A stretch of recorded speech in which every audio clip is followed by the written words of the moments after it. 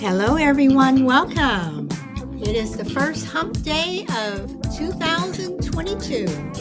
It is January 5th, Wednesday, 2022. I am Solid Blue Sister, and this is my turn to talk. Welcome, Frankie, and welcome, Pook. You guys are number one and number two. Welcome.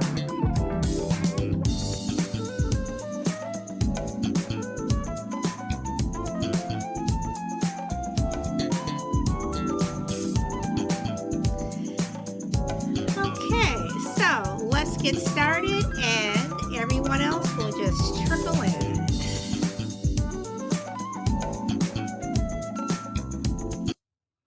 Let's see. Pook says, made it, but I am trying to wrap up a trip.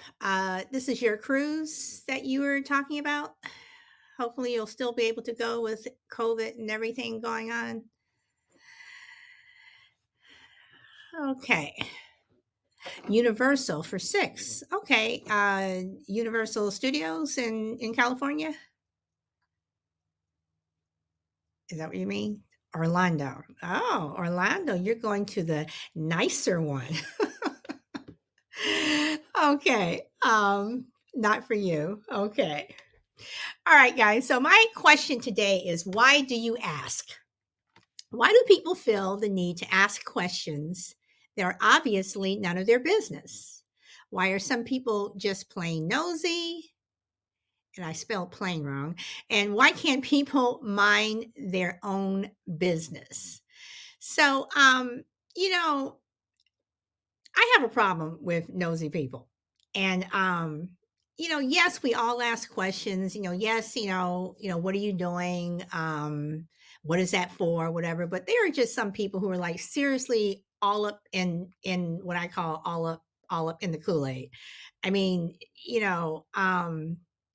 they just have to ask about everything. And a lot of the things that people ask, in my opinion, are just plain nosy, and what I learned is years ago, someone told me that when people ask a question that you don't want to answer or it's none of their business, the first thing you say is, why do you ask?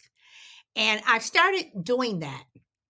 And I have found with not all people, but with most people, it kind of throws them off because most people expect you to answer them.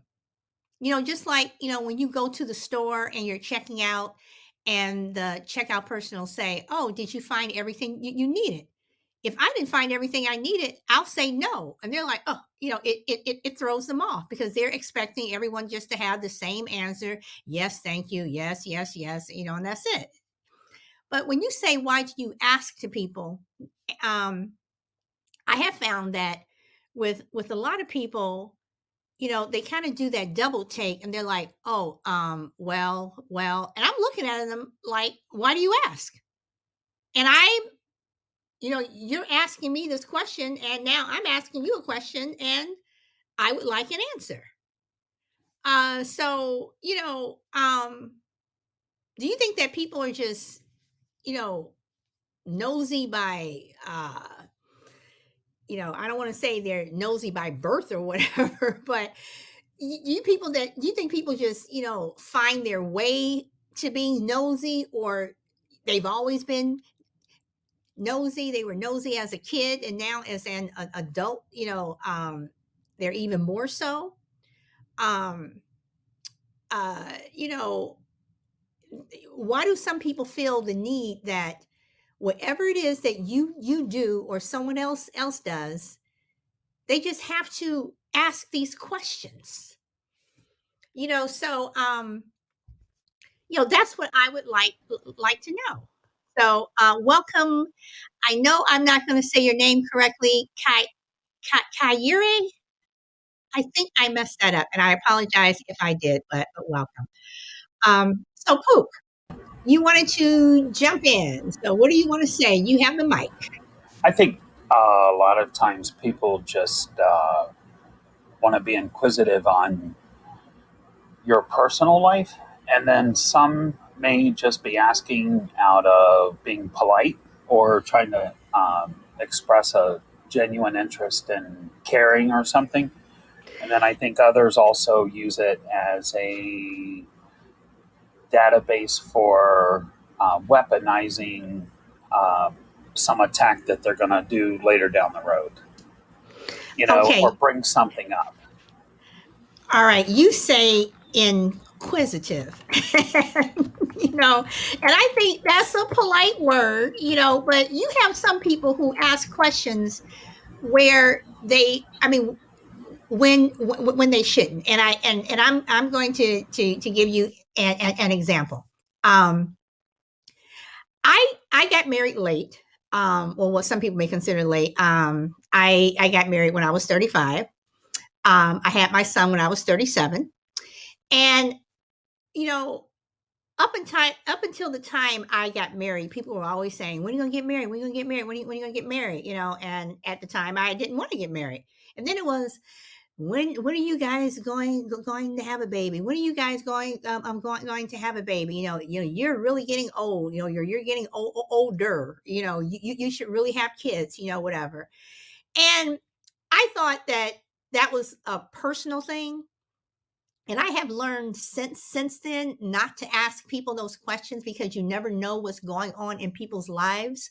So when I say, why do people ask questions that are obviously none of their business, I'm talking, I guess, more on the personal side. Why do people feel that they can get personal with you, whether it be someone in your family or be someone that you just casually know at work or around the neighborhood? So Poop, you want to take that one? I believe some people just want all the information they can get about somebody, and then they're going to use it to their advantage down the road. And people do this intentionally.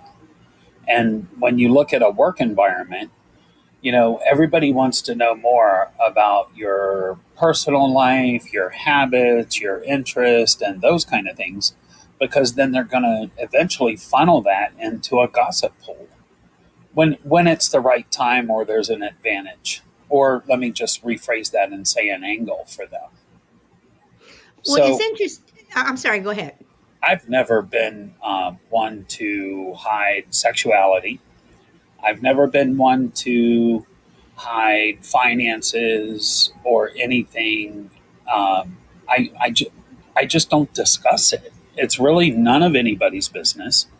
And unless I'm sleeping with you, or I'm paying your bills, or we're paying bills together, then it's none of your business. I Okay, you brought up a good point. So if we are sleeping together or we're living together, whatever, how much is it really my business or your business if it's personal? if you're with somebody like a mate, Yeah, I mean, don't you think? And this was something that I was going to bring up on another show. But if it's your mate, I mean, how? I mean, do you have to tell them everything? I mean, can't you still have some things that are private? sure. Okay. But and this goes back to that one comment I made about a friend of mine that didn't want to date somebody because she assumed he was a delivery driver for Domino's. He was very secretive about who he really was and what he did for a living, and never even mentioned it for like 6 or 7 months when they were dating. Never mentioned it. And I thought it was amusing because I knew what was going on. And it wasn't my place to tell her anything. And nor would I ever um, ruin that trust or friendship that I had with that individual that happened to own 18 locations and happened to be covering for a driver one night just because he wanted to do it out of fun. Um, so, no, I think you can have certain things that you keep private, but at the same time, I think that also plays into having secrets with your mate too, though. I think we talked about that. You should have that transparency. And that mate should also be one to hold that information close at heart and not have discussions with other people about what goes on between you or anything else with anybody. Okay, so Pookie, you're bringing up a couple of things that I want to touch on. Welcome, Shy Lady. You're bringing up a couple of things because you brought up, being transparent with your mate. Maybe it's okay for your mate to be nosy, and then you bring up in the workplace where you know who you're dating, your finances, whatever is none of your business. So in terms of being nosy in the workplace, do you think it's fair that some companies, not all, but some, will ask for your passwords to like Facebook and Instagram, whatever, because they want to see what you're posting, or they ask if you have what are your social media platforms that you use, because they want to see what you're posting. And for some places, I understand why banks do it, but some other places are going so far as asking you for your finances. Do you think that that's necessary? Do you think that's fair? Not at all. And I would never work for somebody like that. I also one of the believers that you should never hold somebody's consumer report against them when making a choice to hire somebody, because it's really none of your business. And I own my own business. I've ran so many background checks on people, and unfortunately, in the state of Texas, there's a few states that don't allow it. But in the state of Texas, it's generally included when you do a background report on somebody. It also includes their consumer report. And I don't pay attention to any of that. I don't believe that, one, it's any of our business, and two, um, it's irrelevant because, at some point, I think everybody goes through a period of in life where they are turned upside down on credit and spending habits and those kind of things, and it's a revolving cycle. And you can never dismiss anybody's talents or what their contributions are going to be based on a consumer report or a piece of paper. Do you think that is also true for if you go to work at Chase or Wells Fargo or some type of banking or lending institution? I do. And correct me if I'm wrong. You're in California. It's against the law to do that, Correct. with certain exceptions. And I know Colorado is one also. Yeah. But at the same time, a company asking for personal information, and I'll give you a good example. I worked for a company that basically had a unwritten policy that we had to be connected to them with LinkedIn and all of our social media accounts and give them access to our personal information. Well, no, that's And crazy. it wasn't a written policy. And I challenged it.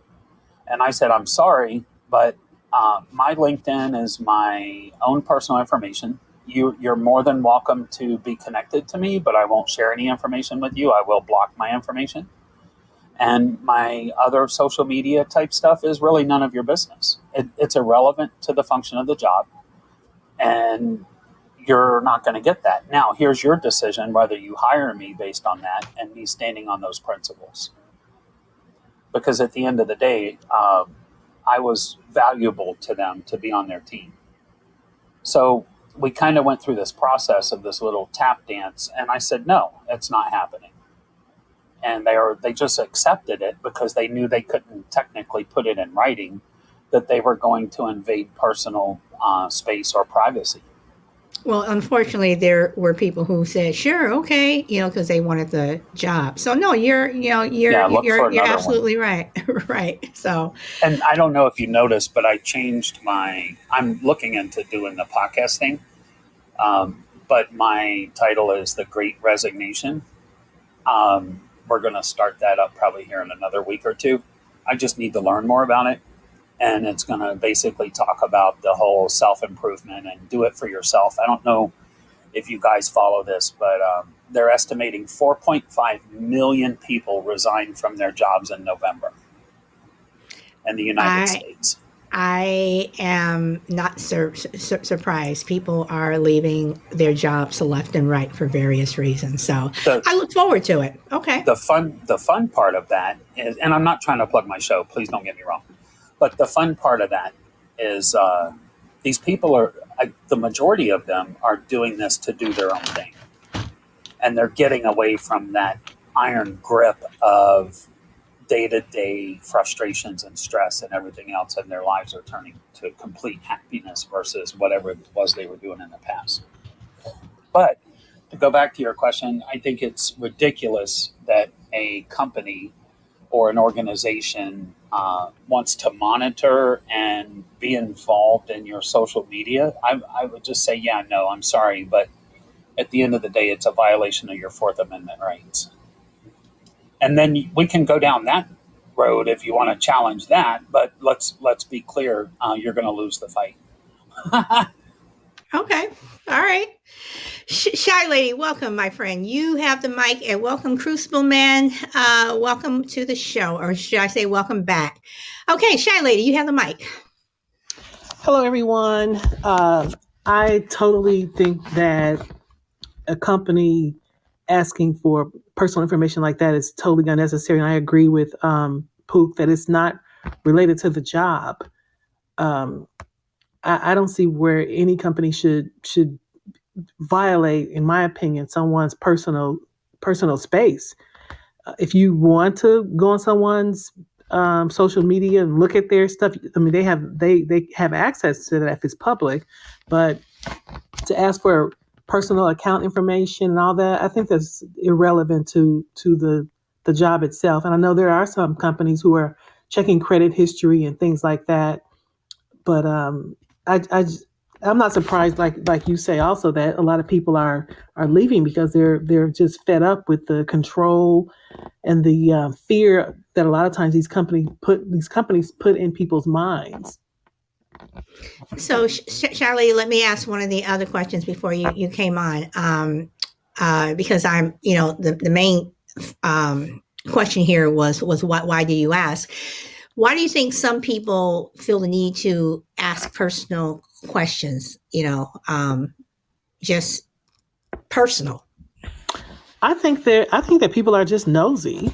That's what I think. They're just nosy, and I'm not one to get in people's business. I'll be the first to say it's really none of my business. I don't want to know.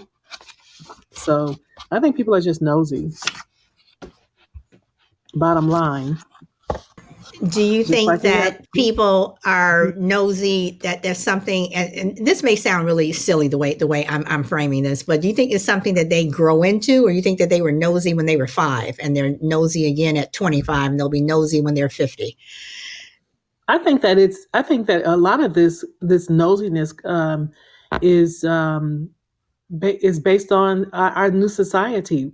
People are so engrossed in these celebrities and the whole Kardashian and these people are actors. They're not what people are thinking that they're seeing is not even real. Like the I was in the store Ulta, and there's Hmm. this I was just Christmas shopping, and there's this big picture of Kylie Jenner. She sells her products in Ulta, and I'm looking at this picture and I'm like, she's selling lip products. They have these lip products, lipstick, and all kinds of lip items. And I'm thinking to myself, this is a joke. This woman has fake lips, and she's made all this money. I mean, I really like laughed at it. And I'm like, all these people are deceived. I'm like, this isn't even real. Here she is looking like some glamorous model, and everything on her face is fake. Everything, everything Well, about her that's, is I mean, but fake. that's with a lot of people who are in the industry. Oh yeah, You take the makeup away and they're a completely different person. So, But an illusion.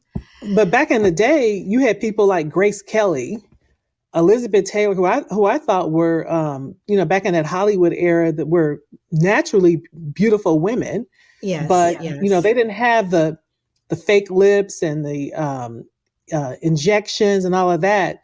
So it's just so ludicrous to me that people are falling for all this fakeness of Hollywood today. It's just amazing to me. But I think, again, like I said, people think that they know these celebrities and they feel like they can make comments about them on their Instagrams and things like that and defend them, and they know nothing about these people, absolutely nothing. Okay. All right. Pook, you wanted to comment? Sure. What's wrong with looking at somebody and saying, you know what, that's just not any of your business. So move on. I don't take offense to that if somebody ever say, if, well, I don't know if I've ever stepped out of bounds like that, but when people get that involved in whatever it is you're doing or want to be in, digging and digging and digging and digging more, at some point, my personal life is irrelevant. Um, how have you been, kind of thing. But What's okay, wrong in saying but that? at what point then do you just get rude? Like when someone is just asking a question that is just clearly none of their business, and for some people you can be nice and they'll get the hint, but for some people you have to take it to that next level and you just have to be rude. So at what point do you just get rude to let them know mind your business? um, just say it with a smile and say, oh, that's not relevant, and then just move on. I think the delivery is important when you're doing that, and it kind of reminds me of a situation when you have to address uh, like a subordinate or a coworker for personal hygiene. Right, those are very difficult conversations or topics to have, and you just have to deliver it correctly and say, yeah, we that's unnecessary to have those discussions, kind of thing. And I don't have a problem with it. And if somebody thinks that's rude, they need to stop and think that I've never asked them for any of their personal information. I agree with you and I disagree with you because I do believe that people can get too personal or just too nosy, and it's like, Mrs. Kravitz from Bewitched, where she's Yep. always looking out the window and, whatever. And it's like, then sometimes she would look out the window and, she would see things that she, shouldn't have seen or thought she saw or, whatever.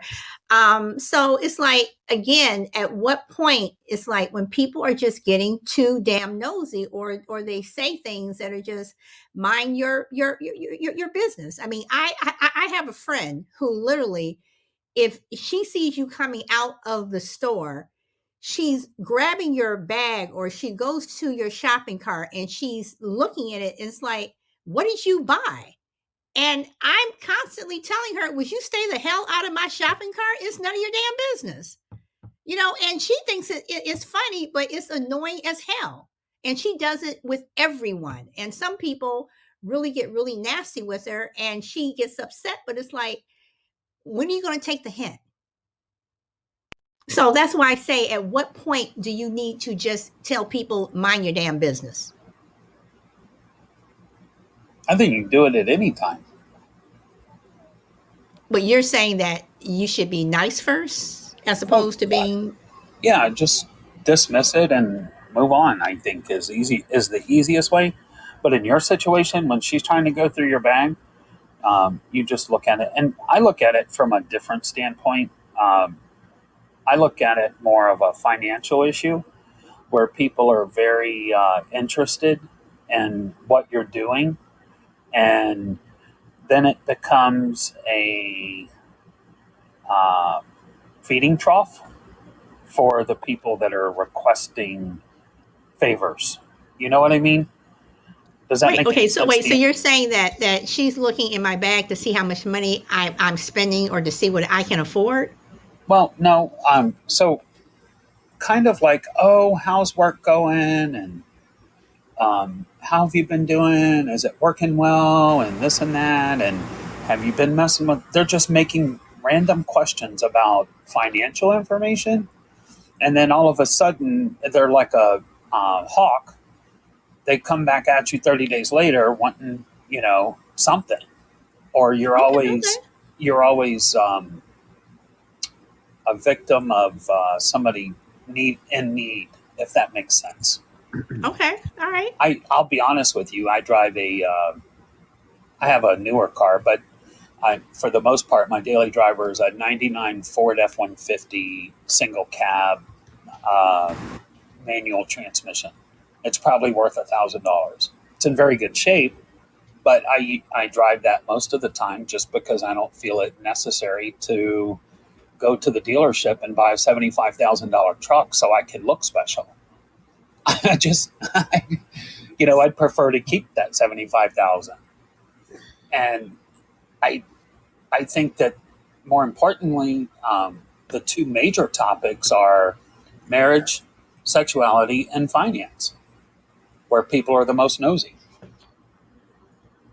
Hmm. or personal life.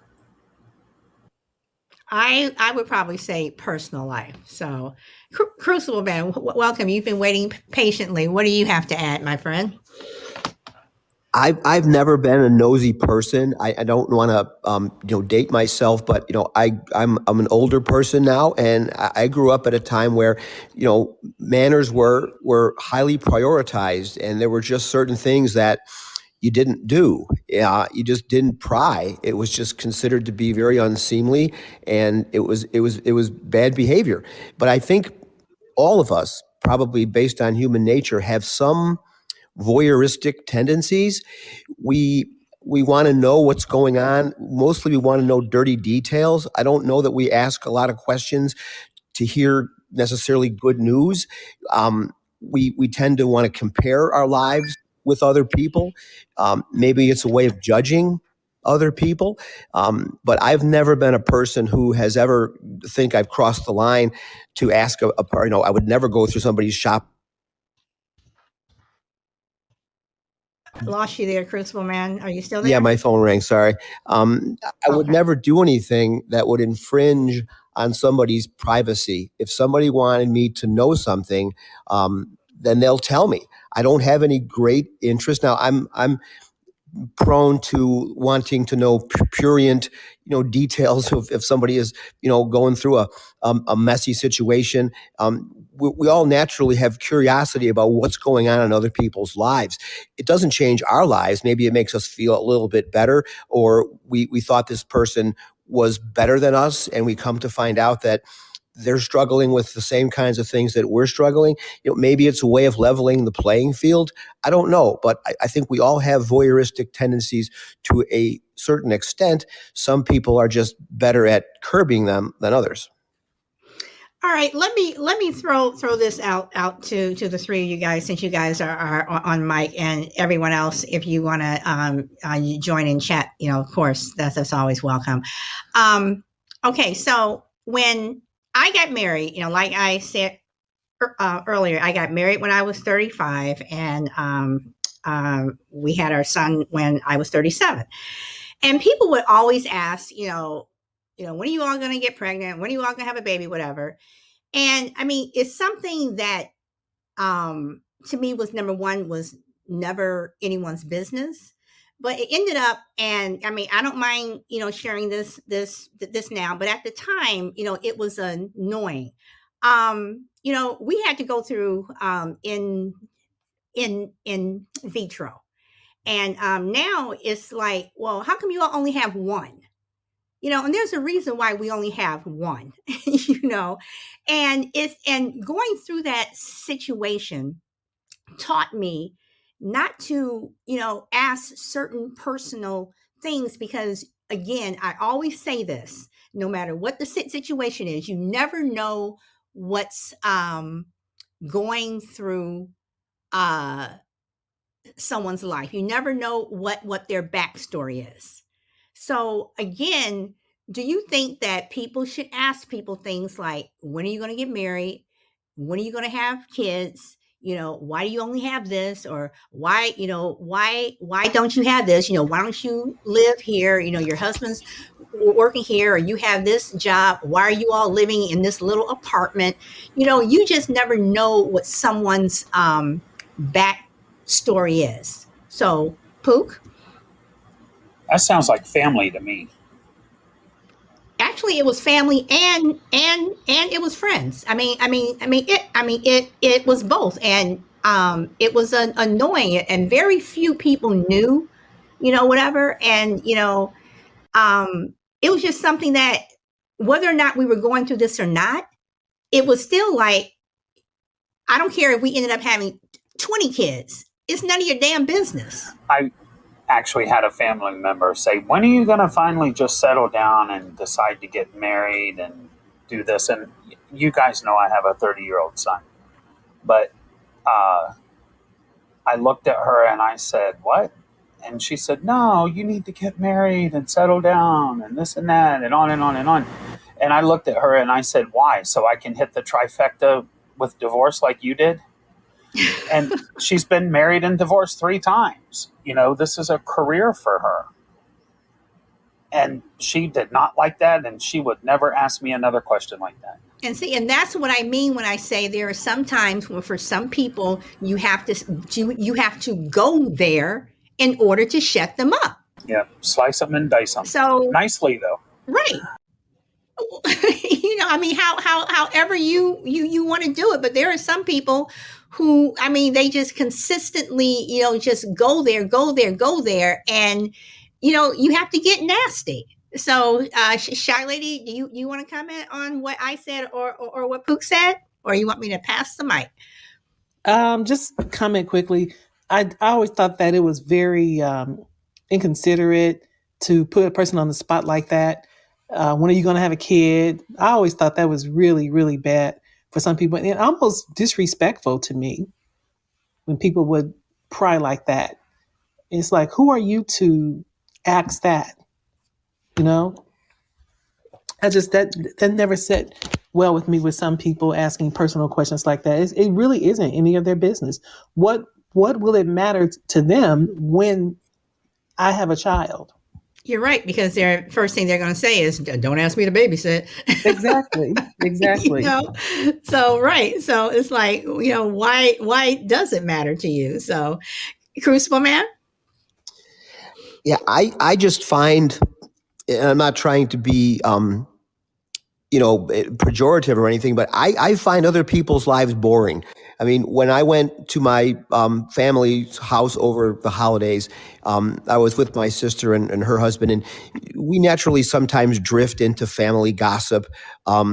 What's going on with one of the nephews or nieces, and somebody might be getting engaged, and how is so and so doing in school, and mostly it's just kind of small talk, but it does kind of veer sometimes into personal things with people going on in their lives. And I think my life is boring. I don't necessarily want to hear the dirty details of what's going on in somebody's life. We all have fairly mundane lives. And let's face it, we do the same things. We kind of go to the same places. We have jobs, we have families. There's nothing new under the sun. And I'm not interested in answering a bunch of questions about my personal life. And I'm not interested in asking a bunch of questions about somebody's personal life. I just find our personal lives to be mostly very mundane and very boring. So I'm always curious as to, are you going to have another baby, or how many kids are you going to have?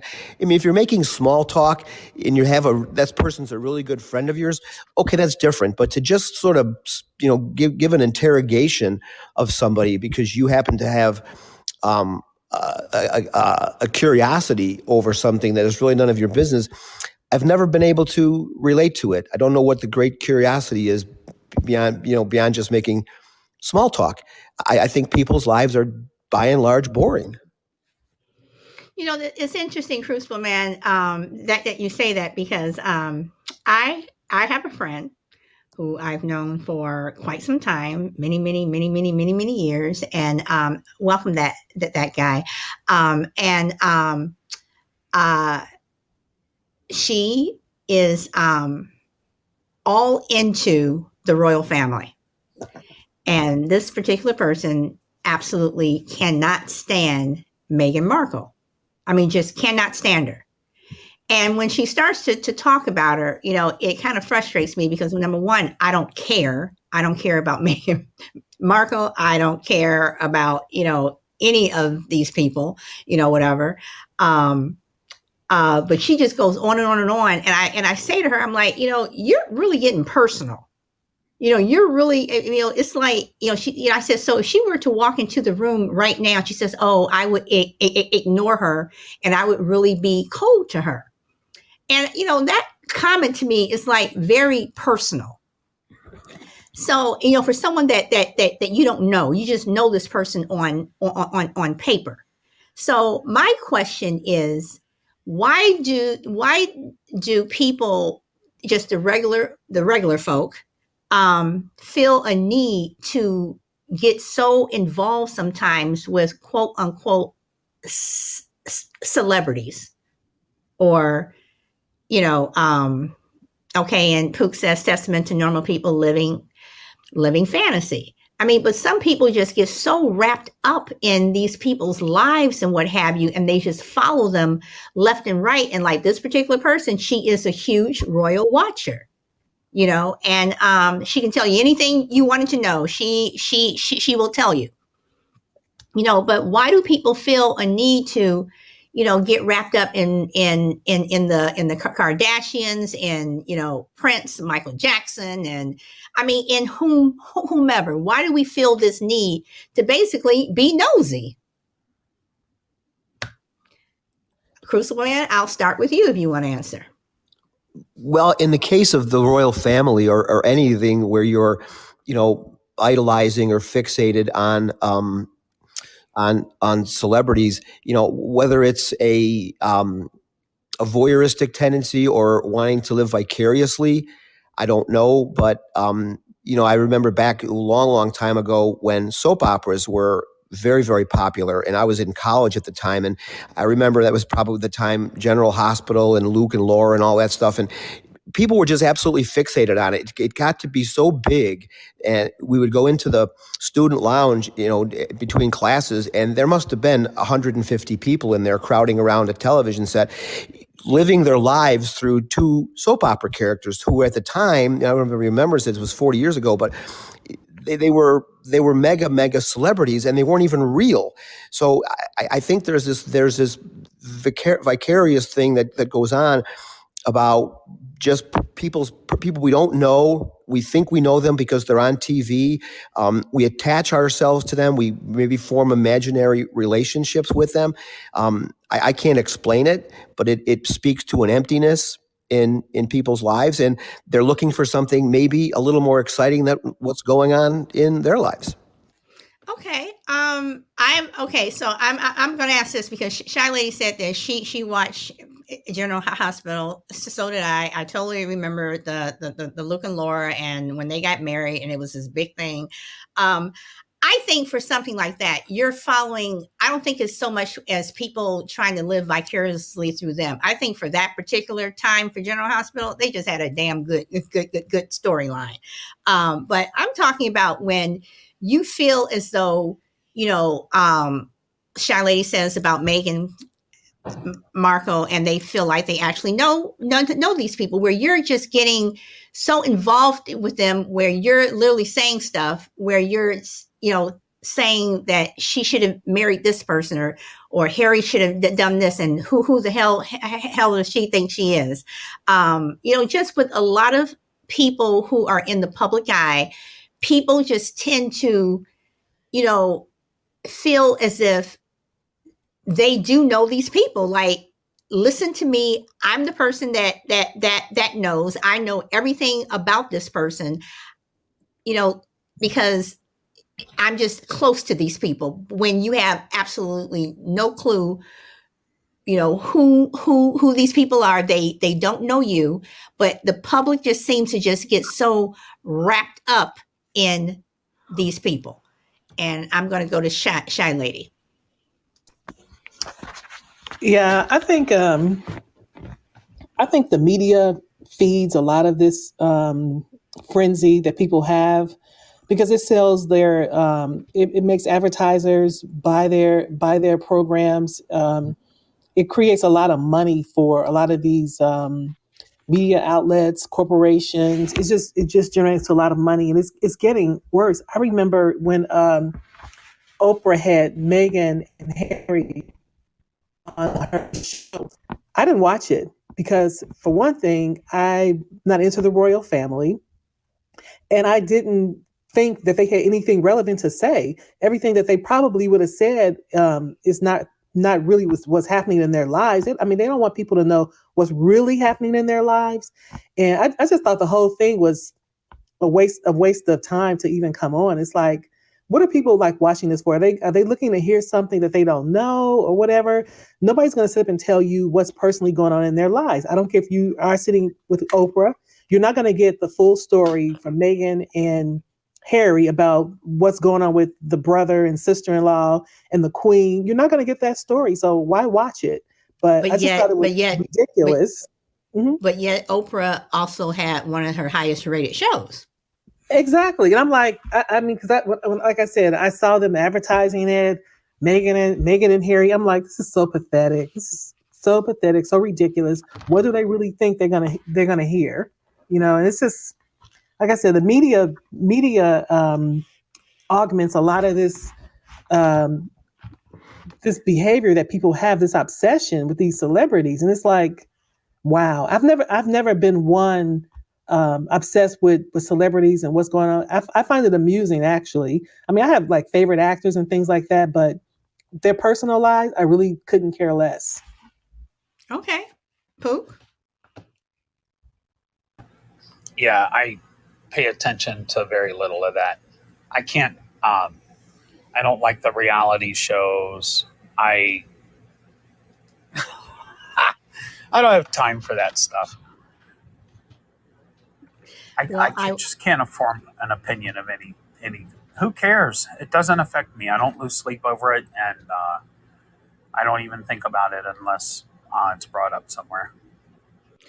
I will say, Pook. I and don't laugh at me, but you probably will. I do get wrapped up in the Real Housewives of Beverly Hills. I do watch that show.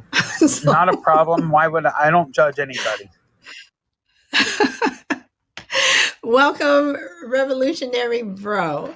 So, but it is interesting how people, get wrapped up in people's lives. So I'm gonna go to the the next question. And I know the question was why do you ask? But you look at someone like Michael Jackson, you look at someone like Prince, you look at someone like Elvis, um, you know, they pass away, and you have a million people who are at the Staples Center in California, and they're signing these, this card and what have you, and at Prince, people are going past the mansion, and people. I mean, I remember the day that that Elvis died and what have you, and people are still flocking to Graceland.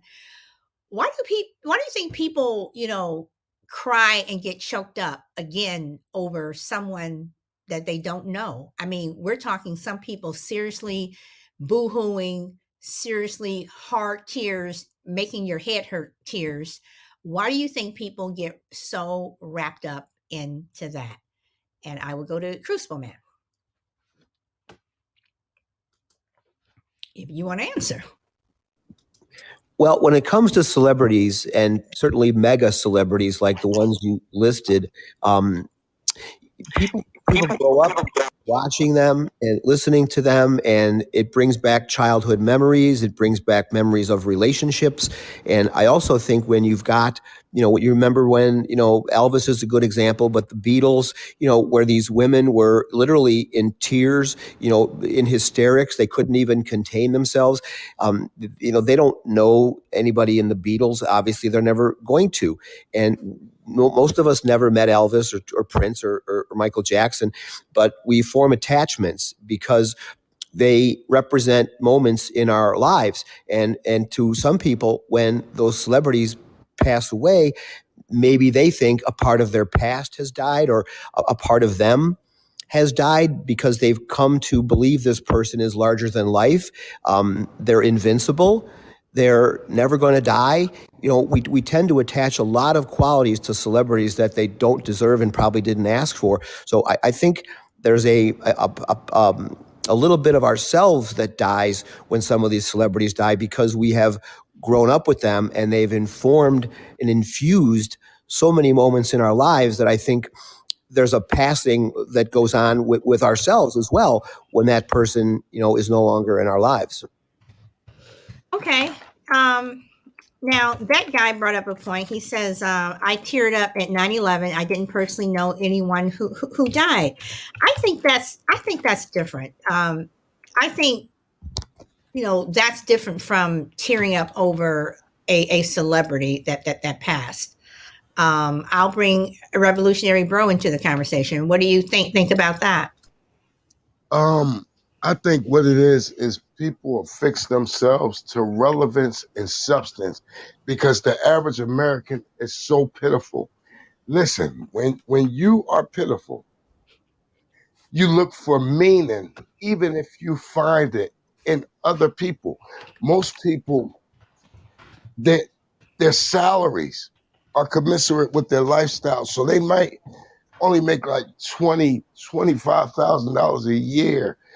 They can't afford certain things. They can't do certain things. But these people are like gods to them because everything that they would like to do, these people can do. So they almost look at these people as a god.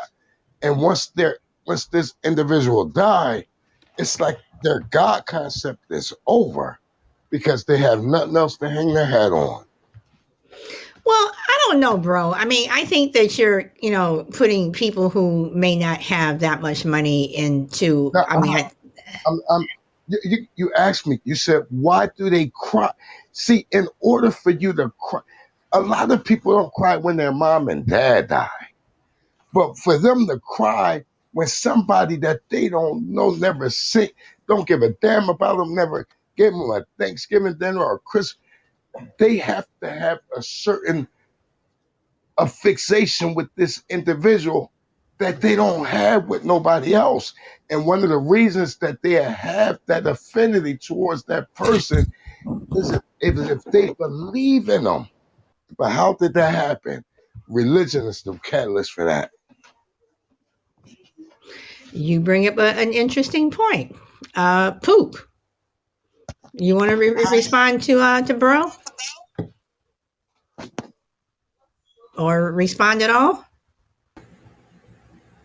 No, I think in the end that there's always some kind of an attachment to some sadness or grief, and we all genuinely have compassion, right? It would be very unusual for another human not to have compassion for others. But I made a comment that I think there's a lot of times we attach ourselves to those issues of sadness, the grief, the catastrophic events, or multiple shootings, and those kind of things. And it's some form of the release of grief that we keep inside of ourselves, and maybe we don't understand how to release that or let it go. And I think sometimes we tend to identify with that, and that's an outlet for to release some of that. I believe that. Okay. All right. Well, I mean, I want to get back to what that guy said because with 9/11, I didn't personally know anyone. Um, it was upsetting to me what happened, but I did not cry on that particular day. The only time I cried over 9/11 was when I actually went to the memorial after it was built, and I sat there and after walking around and seeing everything and just how quiet it was in that entire building. The building was packed, but it was very quiet. And in this one particular room, if any of you guys have been there, where you listen to family members show the videos and talk about their family, members who never came home, that's when I teared up, and that's when I cried when I was listening to it, even though I didn't know, any of those people, but I did know people who I called who, for whatever reason, they just didn't go to work that day. So I did know people who worked in the towers, but no one who actually died. So, but I still think that it's a difference between crying for people in situations like that, people who die in a plane crash or people who die, in war, as opposed to people who are celebrities. And Shy Lady, I'm going to go to you.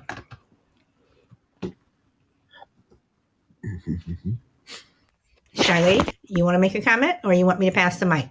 You can pass the mic. Okay. Crucible Man, you want to comment? Yeah, I don't relate to, getting upset or crying over people that I don't know. I mean, certainly events. Yeah, you can be sad over 9/11 or things, but what I do with celebrities that I'm not a celebrity person. So what they do, People Magazine and those kinds of things, I would read them maybe if I found one on an airplane or in a dentist's office or something. But, in order to normalize celebrities in my world, I picture them doing the same everyday things that we all do, getting pissed off because they're sitting in traffic, having to stand in line at the grocery store, having to go to the dentist. I mean, they do the same things that we all do. And if you keep that in perspective, then they're just normal people. And maybe we don't, there's too much normalcy and too much, boredom in people's lives, and they don't want these people to be normal. They don't want to know about their trip to the dentist or they're sitting in traffic. They want them to be larger than life. They want to occupy a place in their lives where something is missing. And so you don't want to think about Julia Roberts, pumping her own gas. You want to think about Julia Roberts, at the Academy Awards giving a speech or something like that. So we idolize these people because we need to. A lot of people need to, but I tend to see them as doing the same things that I do every single day, and suddenly they're not so larger than life anymore. All right. All right. But then again, you have people who, again, I'll go to 9/11 or, a plane crash or, a school shooting or a fire or something. And these people are dead. Some of them die in a very, nasty way. I mean, I would never want to die in a fire or in a shooting or something like that. But people don't ask questions about, well, what was that person like? What was that person like? But then again, you have Michael Jackson, and everybody wants to, get all up in his business and find out, why, what that person's like and their whole life. I mean, Betty White just passed, and a lot of people are boohooing, whatever, and um, you know, everyone's into their, life stories and what have you. So why do we care about their life stories, when they die, but we don't care about the person that just got shot up in a, in a mass shooting at a movie theater? Bro, you want to answer that, or you want to comment on what anyone said? Yeah, let me answer that. Do you know that what we do is we look at TV for hundreds and thousands of hours a year and a day and a week and a month. And what they do is they medialize these celebrities to the degree you see them just as much as you see your mom, just as much as you see your dad.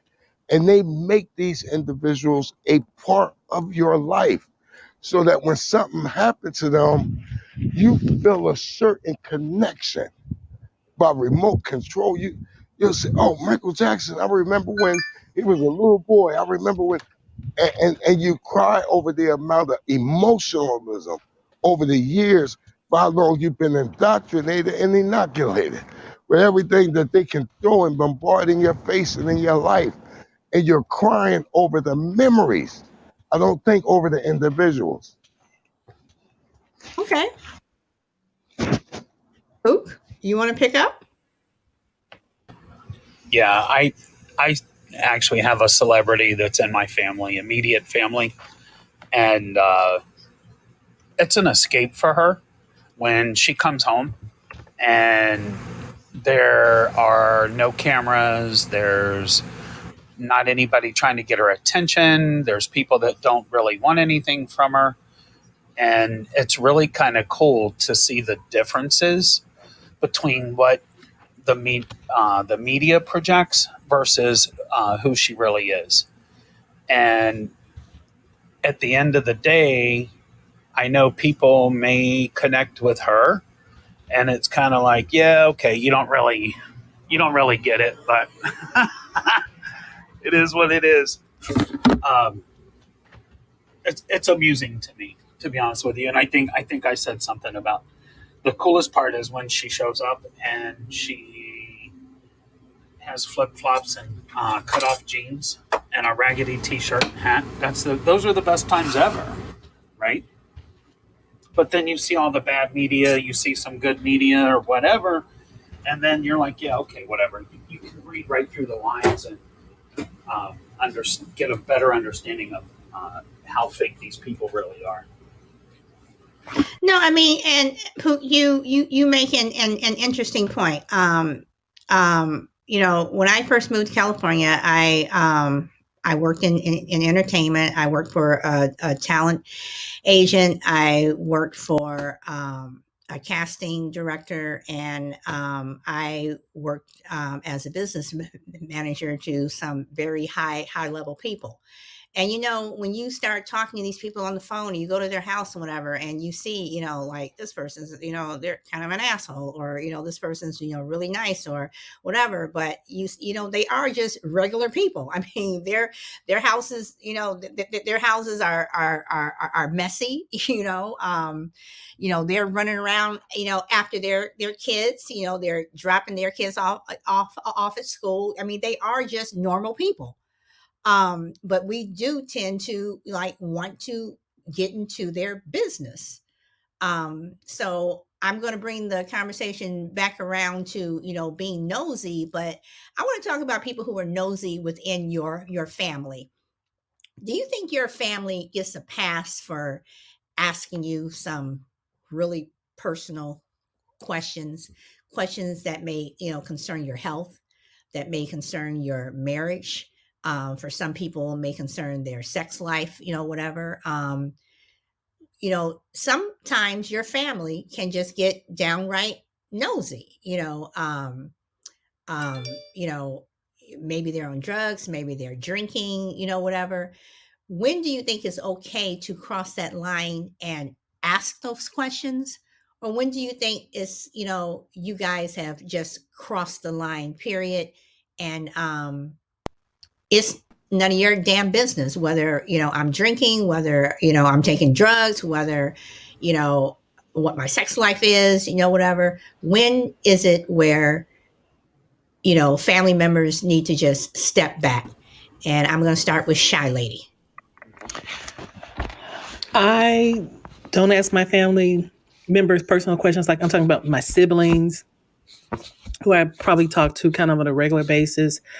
I don't ask them questions. So I think we have the kind of relationship where I don't ask, so you're not going to get any answers from me. So I just keep it like that. We don't get personal. Crucible Man. With family members, it's a little trickier. They probably know you. We know our siblings probably better than we know anybody else because we've known them the longest. So I think there's a difference between an intervention type thing. If somebody is having a drug problem or a drinking problem or something, and it's causing problems in their life or their health, then that's a legitimate inquiry if you're legitimately concerned for their welfare.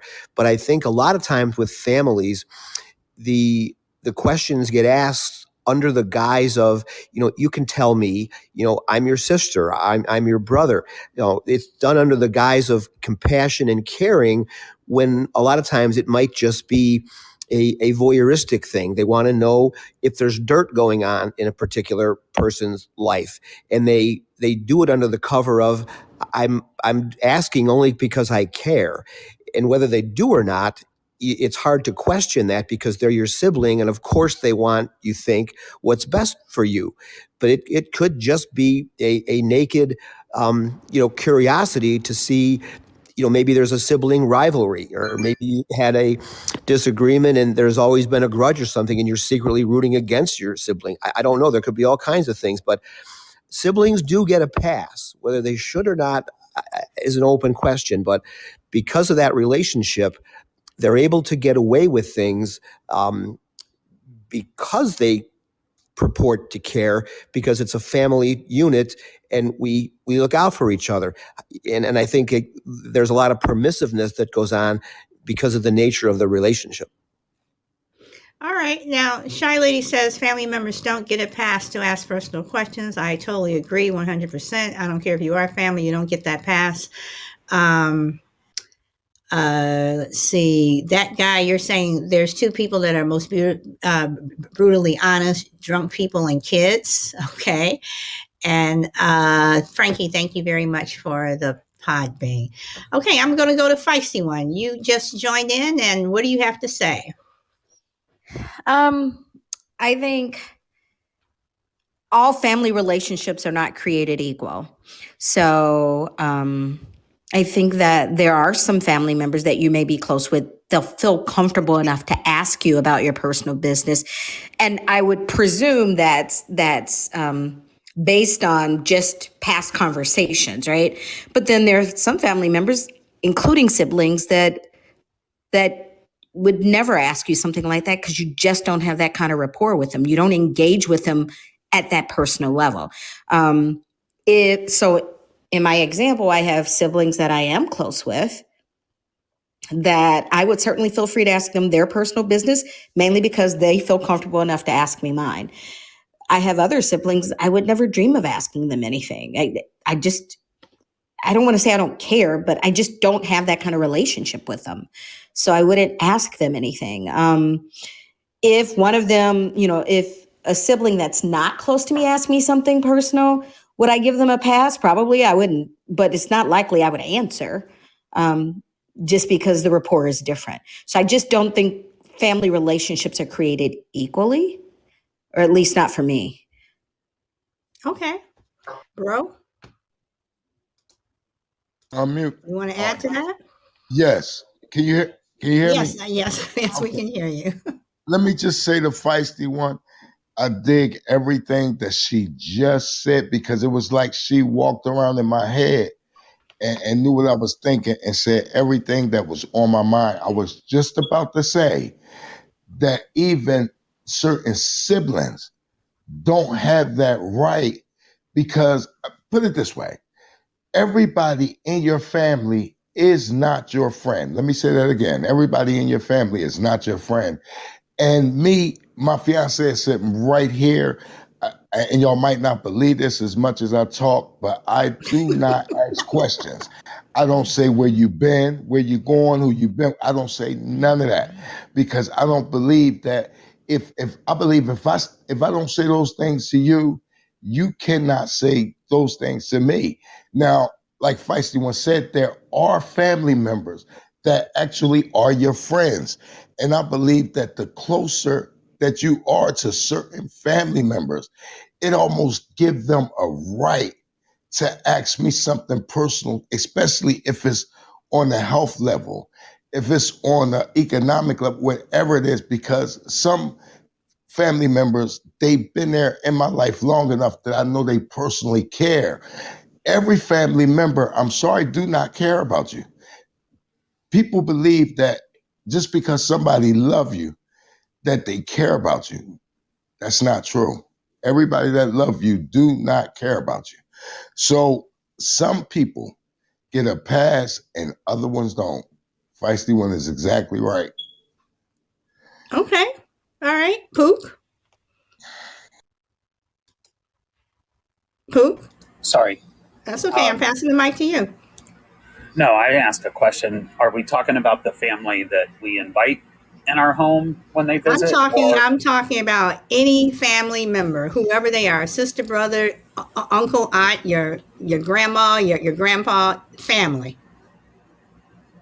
I think you wait till they open up to you and want to have a discussion about whatever's going on. I'm just not, and I'm not that person that pries. I just don't. Okay. All right. And I respect, and I hope that they would respect the same mentality. Okay. All right. I've always been one of those people, and I don't know if it's because, well, I probably say part of this is why, growing up, in when I was in school, people would, make fun of me, whatever. And, my parents, especially my mother, would always tell me, you need to toughen up. You need to toughen up. You need to tell people this. You need to tell people that. And I got to the point where, I was, damn near in some cases, cursing people out. And, I'm one of those people where I don't like people in my face. Now, people will get in my face sometimes, and I'll just be quiet and I won't say anything. And those people may think that they're getting it passed, but they're really not. But I think that when people ask questions and they say things to you that are just plain nosy or just out of line, I'm usually not the person that's going to be the nice person and say it in a nice way. I'm usually going to say something where it's going to shut you down the first time, so not to come back. But then again, that's just me. So, having said all of that, okay, I just want to read some of these. Okay, Frankie says, would you be willing to do a show on speech impaired? Okay, Shiley says, everyone is not your friend. I have family and I view as enemies at this point. That guy, I have family, some extended family that I view as enemies. Pook says, Frankie, she can add the caption option to the recording. I do have the closed caption option on my recording. And Frankie, I'm speech impaired and face a lot of abuse. I work at a hearing and speech impaired facility, and many people listen to your playback and closed caption and love your show. Oh, thank you so much. Well, Frankie, I do know that you have typed on here that there are many times that you would like to come on and talk, and you're at work. And I did receive, and hopefully it's okay for me to share your email. Okay. Frankie sent me an email about a week and a half ago where I guess she had listened to one of the shows, and well, it was the show where I did not publish because you guys, some of you all were on that show, and you know what happened. I'm not going to go into it, but I did not publish the show, and I did my commentary the day after. It was 20 minutes. I didn't let anyone talk. I just said what I had to say, and that was it. Frankie sent me a really nice email, and not to get emotional or anything, but she had my back, which thank you very much. See, I'm getting choked up now. But she went into great detail about her situation. Frankie has been on the show for a while. And as you all can see from her, let me come up to it. From her likes, she has given me 11,895 likes. So, Frankie, I thank you for that. But she shared with me that she has a hard time speaking because of something. See, I'm getting emotional now. For something that happened to her when she was 10. And Frankie is a white woman, and she shared with me something that happened to her from another white boy in her class because she was standing up for this little black girl and black boy um, who were also in her class. And what this boy did to her made her lose part of her voice. And I'm not going to get into great detail. Frankie, I'm not going to go into great detail what you shared with me because it was mean, it was nasty. And the fact that you took physical abuse for people you didn't even know. And now, at the age you are now, Frankie, how old are you?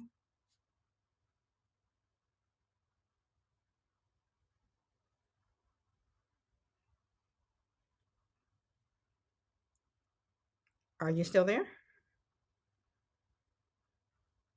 Okay, Frankie is 54. So at the age of 54, she has a hard time speaking. So she gave me her phone number. Um, I have not called her yet, and I told her why I have not called her. I'm not going to tell you guys why I haven't called her yet, but I am going to reach out to her because she wants me to hear her voice before she comes onto the show. But she has something that she wants to share with all of you, and she has shared it with me. So, Frankie, I will love to do a show on speech impaired, hearing impaired, because I stutter. I have stuttered my entire life, and I get where you're coming from, but not at the level of where you are. So if you guys don't mind to join into a show with speech and hearing impaired, I would love to do it. I have to do some research on it, but Frankie wants me to hear her voice to wonder if you guys would be tolerant to listen to her. So, having said that, I'm going to pass the mic because I need to take a breath. So I am going to ask everyone, I'm going to go around the room and get everyone's last words, and I'm going to start with Pook, if you want to say anything.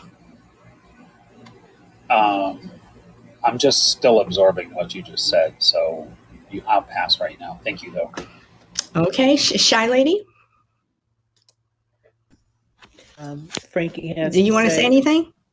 Can you hear me? Yes. Oh, okay. I was saying I would be very interested in hearing what Frankie has to say. Sounds like she has an interesting life, and so yeah, I would definitely be one willing to join in and listen or share.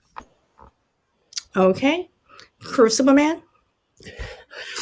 Well, I think by now, I hope, I shouldn't make any assumptions, but I would hope by now, as often as Frankie has listened to the show, I would hope that she would know that we are her family right now. And if she wants to come on and talk, I mean, I don't know why we would not be completely receptive to that.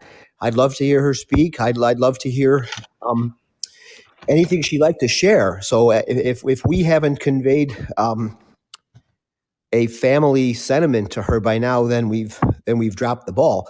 So I would be very much interested in hearing that topic without question. Okay, I think she's more concerned with that her voice, it may take her a while to say things. I think that's where her concern is. So, feisty one, you want to comment? Sure. Frankie, we have your back. Love to participate in the show. And it doesn't matter how long it takes for you to say what you have to say. We're here to hear it and to support you. So let's do it. Okay, bro. Yes.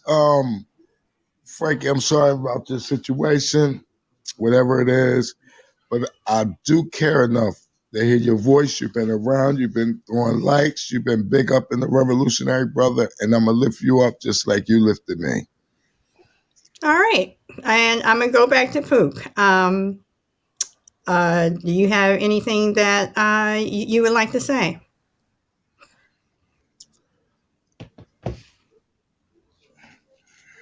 Pook, you want to add anything, or you're good?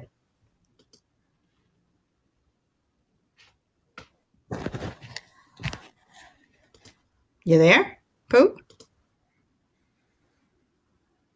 Okay, I'm not sure if Pook is still there or not. So, all right. And Frankie sent a super chat, and she said this is for everyone. So thank you very, very much. All right, guys. So that's it. I got nothing else. So again, thank you guys for making this a good show. As always, thank you for joining in. Frankie, I will get with you on how you want this show to go. Make you a co-host if you want to do the entire show, or how you want to do it. If some of the people who are in this facility where you work, if they want to join in, or if they can, or if there's someone else there, that wants to join in, they are more than welcome. And thank them very much for listening to the show. My show is closed caption. When they made that an option, I made sure that I did that. So to everyone, again, thank you so much. I hope to see you guys tomorrow. Speak your truth. Go where the wind takes you. And I'm Solid Blue Sister, and I'll see you tomorrow. Thank you, Shy Lady. Thank you. And guys, thank you for, I got choked up there because the email that Frankie sent wasn't even half of what I told you. I mean, it was just, it's an incredible letter or email, however you want to put it. So, okay, guys, I'll see you later. Bye. And bro, thanks for showing up. Feisty one, I miss you too. You guys have been missing in action. And Crucible Man, thank you for coming back. I know you guys have probably been busy. Gotta start the new year off right. Well, if you were gonna start the new year off right, you would have been here Monday. So, I'm just saying, if you're gonna start the new year off right, But Shy Lady, of course, Spicy One would do that because she worked on the 26th floor of that company we all worked at. And we know how the people on the 26th floor was, so. Not at all. Oh my God. Okay, Frankie, with that why you gave me 2 super chats? Wait, who gave me those? Okay, Frankie gave those 2 super chats. Okay, Frankie, with that extra super chat you gave me that went out to everyone, she is now at 12,005 likes. Shy Lady, you're only at 425, and Feisty One, you're at 650. Y'all got some work to do. I'm just saying. I'm just saying. I gotta harass people. Oh boy. Let's see. Did I miss any?